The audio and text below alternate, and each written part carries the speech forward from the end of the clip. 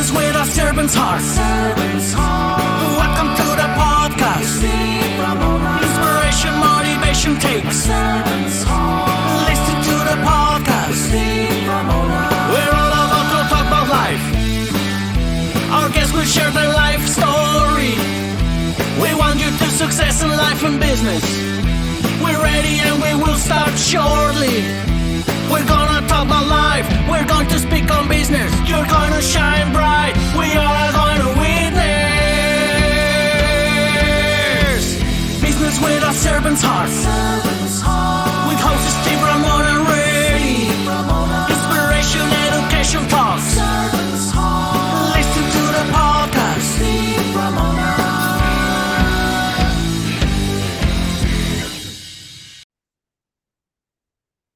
Welcome, everyone, to Doing Business with a Servant's Heart podcast. I'm your host, Steve Ramona. I'm thrilled to have you join us today.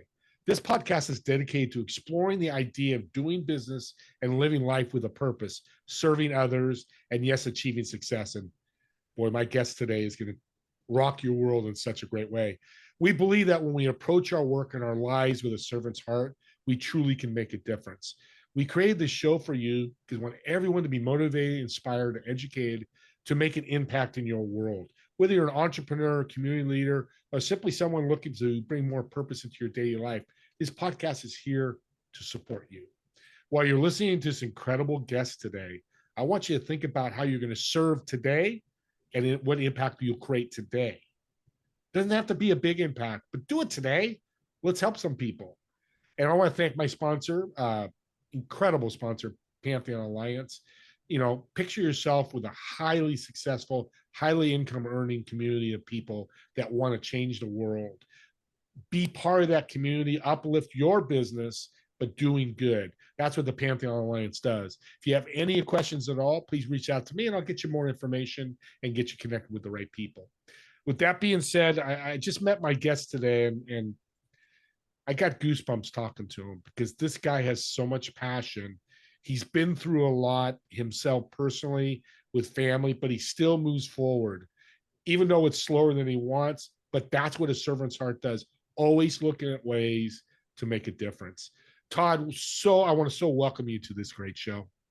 Oh, thank you for having me on, Steve. It's wonderful to be here and be able to share my story. There's so much to talk about, but CARES Foundation, I want to start there. Why does it say CARES, and why do you have that logo that you had made? And you could show the people if you want. Okay, so here's the logo here. And it's CARES Foundation, and I'll talk a little bit about it, and then I'll bring it back up again. So when I started, I've been speaking for probably 20 years off and on. And when I started this up, I didn't know what, I knew I wanted to be CARES because my mom's name was Karen, K-A-R-E. My sister was Shelly. And they both were killed by a drunk driver. And I grew up in Idaho, and I wanted to speak at a church down there that my dad and stepmom were going to, and people there knew my mom when she was alive.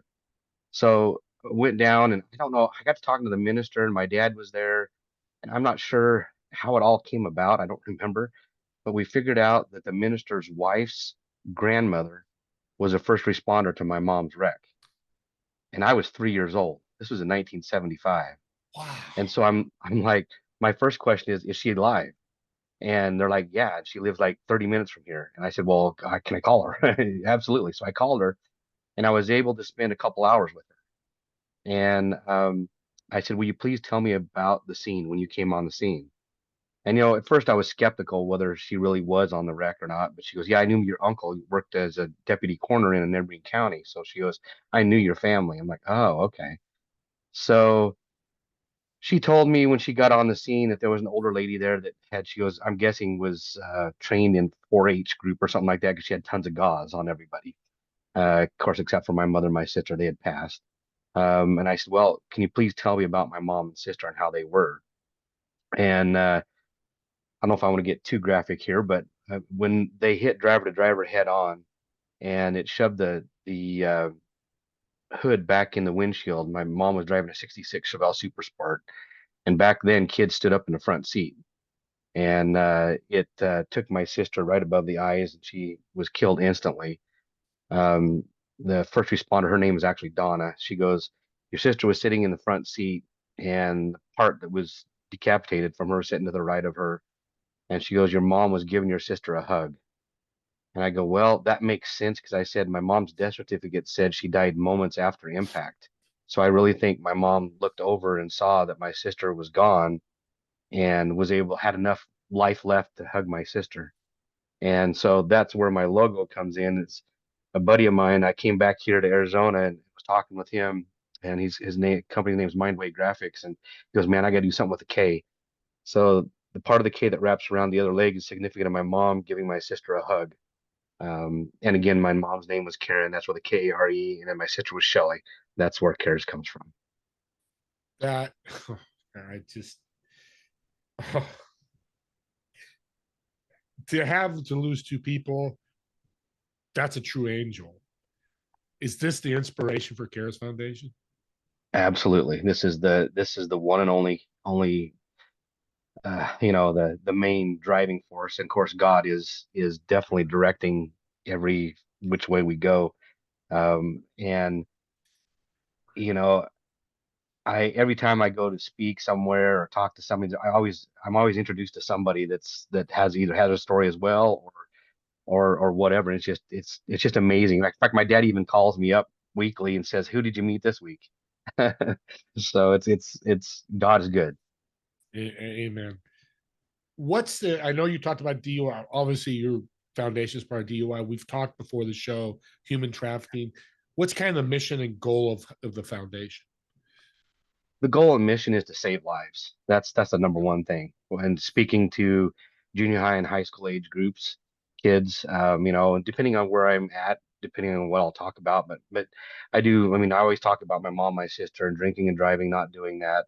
Um, Another aspect I talk about is human trafficking. I'll talk a little bit about that. Um, and I'm close to Tucson, Arizona, and the border wall, and there's a lot of human trafficking there. So I talk a little bit about that, and then I can also talk about social media and kids not knowing who they're talking to on the other end. And kids get kidnapped that way. I've got an actual friend of mine that got a story there as well, that it happened to their family. So Yeah, with the same social media. DUI situation again. Your friend. No, it was actually social media. Um, Talk about they that. okay, he has a security business and flies to California a lot, so they wanted to get some help for his wife, and they have three younger kids, and so they went to their church and got a referral to this gal. I don't know, she's around 20 something, 24, and unbeknownst to them, she was being groomed by an online predator. And she took photos of their kids in the shower and bathtub and stuff, was sending those photos to him. And their girl was old enough to kind of understand it, and she told dad. Well, then dad got involved, the police got involved, and they tracked the IP address down, and it was a guy that was in the military. And he's doing 30 years in prison now. Amen. Unfortunately, she was supposed to get some time as well, but her family fled to Mexico. And as of right now, as far as I know, they're still in Mexico, and the marshals were trying to get okayed with the Mexican government to go in and get her. Yeah. But that's just the you never know who's being groomed, and that was all by the social media. And so I talk to these kids. It's like you don't really know who you're talking to, and if you're going to make the bad decision to even meet them in person, take more than one of you. you know, I'd hope they don't make that decision, but I tell these kids it's okay to make mistakes in life. That's how we learn. But I want to help you not make those mistakes that are going to last your lifetime. Yeah. What's plus somebody donates $100 to the foundation. By the way, I'm donating right after this. I'm going to get his link and donate to his cause because it's incredible. Thank you.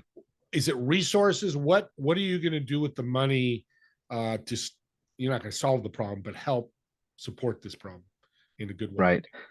Some of the resources that I'll be using is, of course, for me to go speak, but then I also have coming up here is called Camp Cares, and I use the K because of the significance of that. And so what this camp is going to be is I'm having 75 kids from the area that have been affected by drugs or alcohol.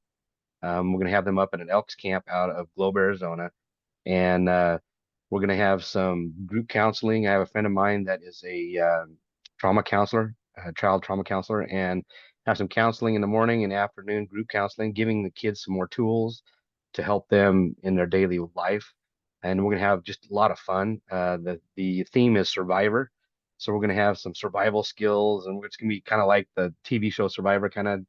You're Yeah. going to have a little like adventure on the last day and do a luau the last night. And so these 75 kids, I'm going to have 25 volunteers as well. So we're going to just have a good time, just allow them just to be kids, give them those extra tools. And when we come back to the area, um, I want to keep in touch. I'd love to keep in touch every quarter, get us all together, and to be able to continue the growth with these kids, and hopefully getting them those tools to help other kids in their area, and their friends, in their realm. And this is the first one here in Arizona. But I want to do this. I would love to do this in every state. Um, my next one, I'm actually headed to Oregon here tomorrow. I'm speaking at a high school church camp, and I have a friend down there that directs camps, and hopefully the second one will be in Oregon, and then we'll go to Idaho. So the plans are there. We're just raising funds. It's $300 per child to sponsor a child, um, and it's gets me a great time, Yeah. and Yeah. it's all about the kids. So the idea of the foundation is camps. Let's get camps all over the United States, maybe internationally if it grows that big, just to educate them, have fun, show them different ways besides social media and meeting strangers and all those different things. I love Yeah. that. How important is education for kids? Oh, it is so huge, and I I would say is the number one thing because the kids, as we all knew growing up as we get older, that man, we made some mistakes and wish we'd had somebody to guide us there, or even someone that we could call and ask.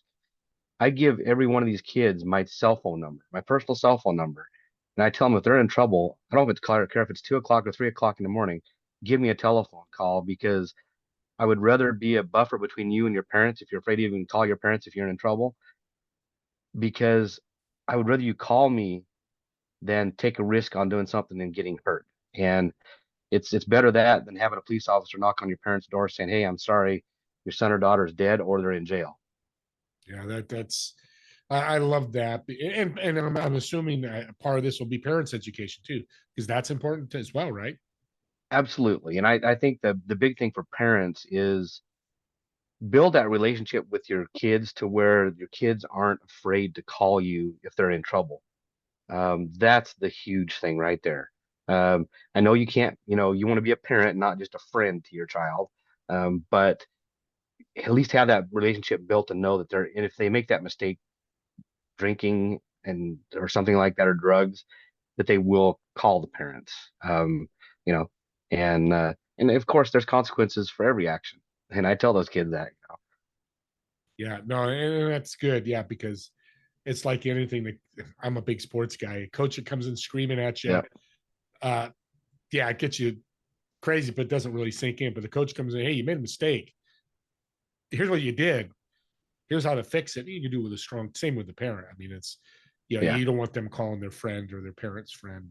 I mean, you want to call somebody, but it's important. yeah, Let's dream big. Let's, because I love what you're doing. I've said this already 3 or 4 times on this show. Let's yeah. dream big. What do you see happen in 2025 with CARES Foundation?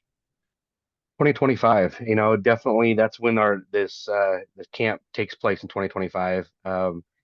Dreaming big, if I had the funding, I would have all three camps going next year in all the states and just fully driving this. I will go all over the United States. I will come and speak to anybody that wants me to come speak. And I don't need a hotel room. I got a sleeping bag. I can sleep on the floor. I don't care what it is. I will do whatever it is to spread the word. Um, and so that's where I would see 2025 for now. I do have a dream of opening up a treatment facility for teens or sober living homes as well. So there's a focus, but there's stepping stages to get going. Unless we had someone that had that healthy pocketbook and said, "Hey, let's just go do it." Yeah. And Um, $1 million. Yeah, yeah, exactly. or $100,000. And audience, by the way, if you do, reach out to them if you Absolutely. want to help. You know, and again, I'm going to donate, but donate to what you're comfortable doing. I mean, every little bit counts to get him Yep. closer to his goal. And it's such a cool, awesome goal.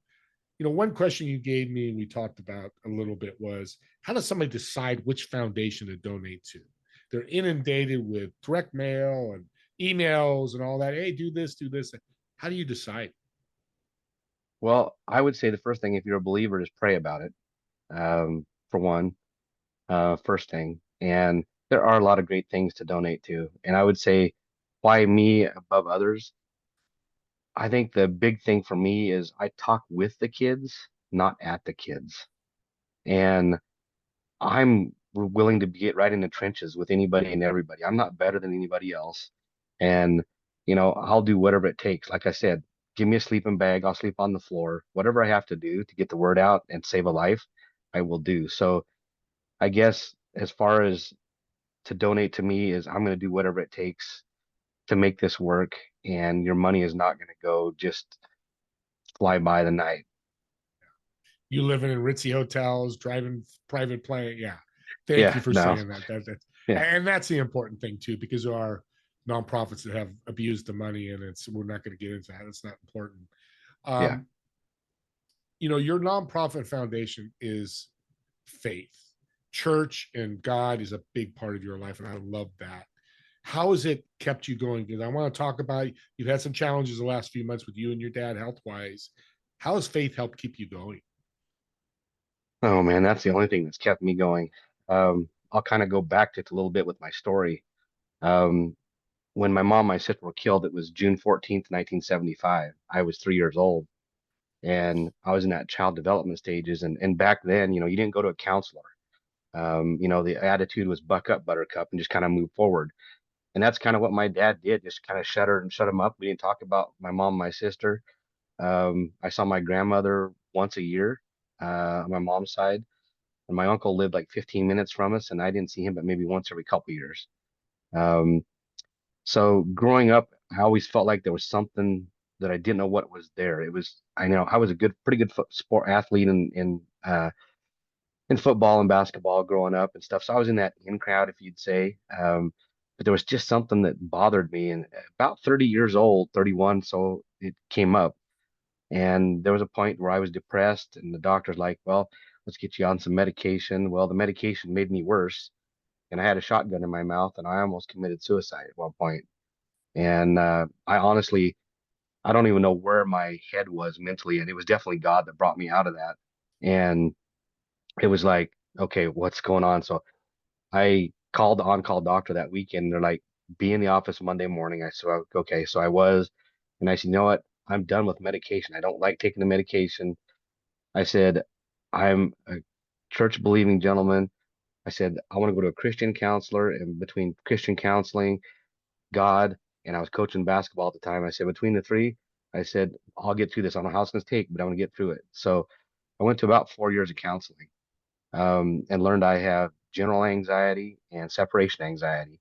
And of course, at the time I had depression, but that was over pretty quickly. So I've learned how to deal with the anxiety for the most part. There's still days that it gets me, and you tip your hat and say, okay, I'll go for a drive or something. And so, I talk to these kids about my whole story, and let them know that, I've been through it. And so I can talk to you about it if someone's going through that type thing.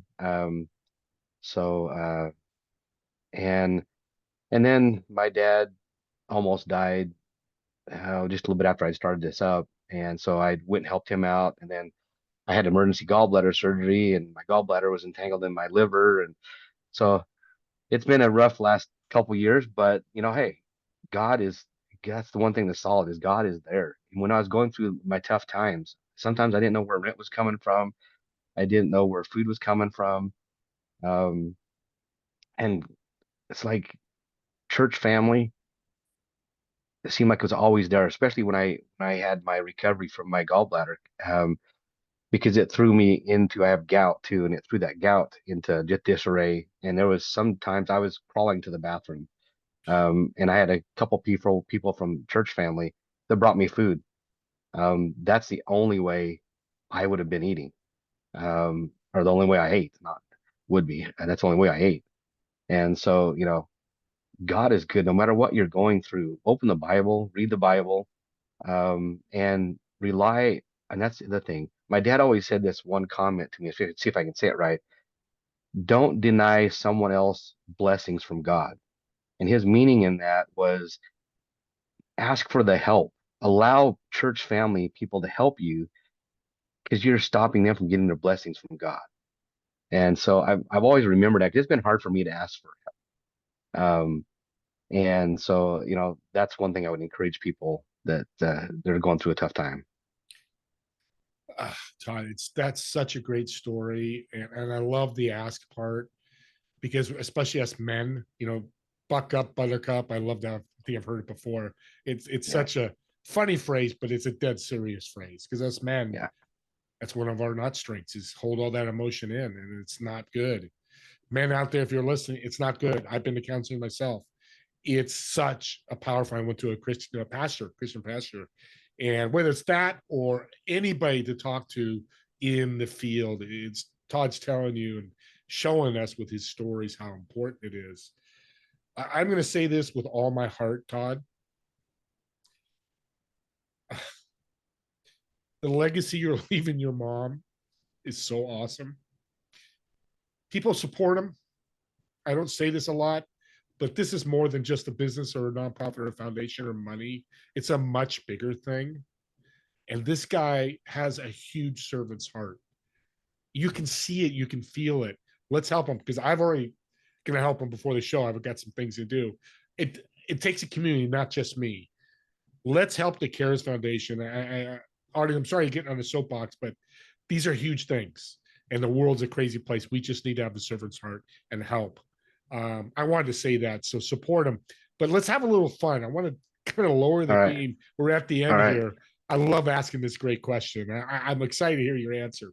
So, Todd, you're walking into a restaurant. You've got a table of 4 reserved. You're in one chair.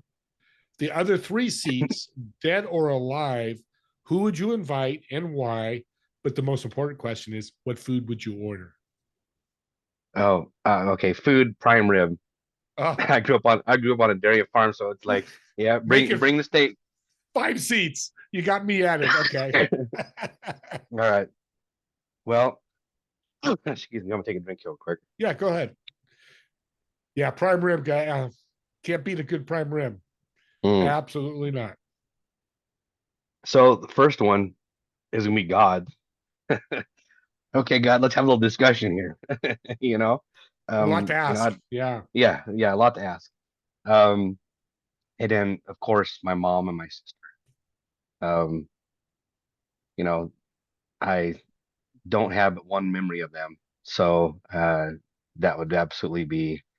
So I guess if 4 seats, myself and those 3, that would be probably that, for sure. And if I didn't have my mom, my sister, I would probably have, Abe Lincoln would be an interesting person to talk to, you know, um, just to see what everything was about back then. And let's see, I'm trying to think who else. One other person would be probably my grandpa on my dad's side. I never ever, I mean, he was 8 years old when he died, so I never really got to know him. And I died of brain cancer. So probably that. We'll add those 2 extra seats because those 2 need to be added. Hey, these are not set rules. They can be changed. All right. So we're going to make it a table of 6. Six. All right. That works. How can people reach out to you, Todd, and support you? They can go to our website. It is KS-cares with a K, KARES.org. You can go on there, look at the website. You can donate on the website, and you get we are a 501c3, so it's tax deductible. And you'll get a receipt right there when you donate. You can go to About Me page, About Us section. You can read about me, and there's a picture of my mom, my sister there. Awesome. Like I said, I'm going to say it again. I've said it twice already. I'm going to go right after this show and donate. If you can't, that's okay. There's other ways to be a servant's heart, but if you can, and every little bit counts, especially something. This could be huge. We could talk in a year on my podcast, and this guy be a rock star. I think he will. I know he will be, because God's behind him, and God always does great things. Todd, thank you so much for being on the show and being very transparent about your story. Thank you so much, Steve, for having me. And you're doing great things. Keep doing it. Thank you so much. Everybody, don't forget about my TV show, Together We Serve. It's every Friday at 2 p.m. Pacific, 5 p.m. Eastern. As I always say, me and Todd, thank you so much for watching or listening to this podcast. And we look forward to seeing you all in the next episode of Doing Business with a Servant's Heart. Talk to you soon.